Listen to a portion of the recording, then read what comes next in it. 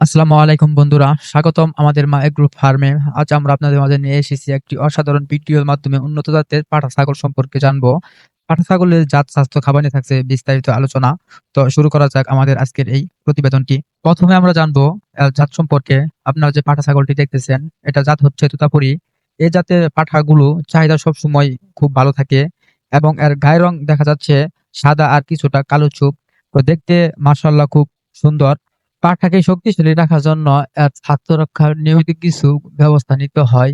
যেমন আমরা প্রতি ৩ মাস পর, পর কৃমিনাশক দিয়ে থাকি এবং ৬ মাস পর, পর পিপিআর ভ্যাকসিন দিয়ে থাকি এবং সপ্তাহে ১ বার গোসল করে দেই যেন পরিষ্কার থাকে। একটি সুস্থ পাঠা পালনের জন্য খাদ্য ব্যবস্থাপনা সবচেয়ে বেশি গুরুত্বপূর্ণ।